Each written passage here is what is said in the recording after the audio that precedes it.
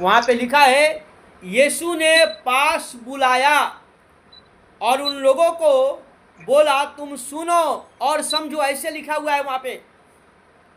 मत्ती के 15 अध्याय उसके 10 वचन में लिखा है यीशु ने उनको पास बुलाया और उनको कहा तुम सुनो और समझो। पढ़िए जरा वचन पढ़िए। तब उसने लोगों को अपने पास बुलाकर उनसे कहा, हाँ सुनो और समझो। हाँ जो सुनो। मुंह में बस बस बस जाता है सिस्टर वह बस। मनुष्य को उसने अशुद्ध कहा, नहीं बस करता। उतना ही बोलिएगा। उसने कहा सुनो और समझो। जो नहीं सुनता है, जो नहीं समझता है, परमेश्वर उसके पास नहीं रहता है। आपको सुनना होगा और समझना होगा यीशु क्या कहता है।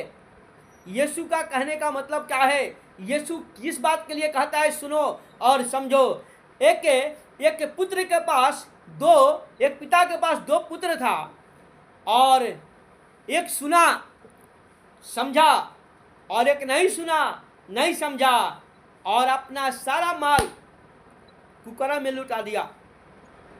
जब अपने आप में आया, जब वो होश में आया, तब उसने कहा मैं अपने पिता के पास जाऊंगा और अपने पिता से क्षमा मांगूंगा। अपने पिता को कहूँगा हे मेरे पिता, मैंने तेरे विरोध में और तेरे स्वर्ग के विरोध में मैंने जो पाप किया है, तू क्या कर, मुझे क्षमा कर दे।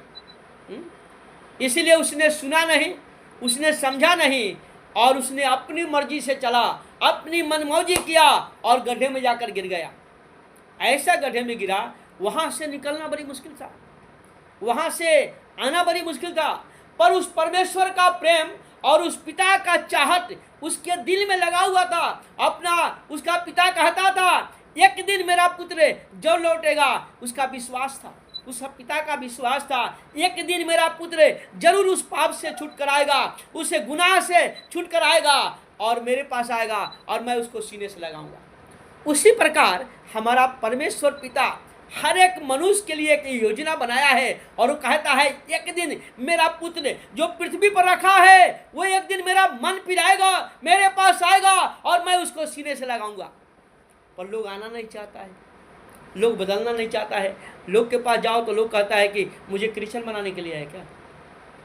लोगों के पास जाओ बोलता है कि हमें तुम क्रिश्चियन बनाने के लिए है क्या। है बाइबल में कोई क्रिश्चियन शब्द नहीं लिखा है। यीशु मसीह का मतलब है मुक्ति और मसीह का मतलब होता है बचाना। यीशु आपको पाप से मुक्ति देना चाहता है और आपको बचाकर स्वर्ग ले जाना चाहता है, और कोई इसमें नहीं है।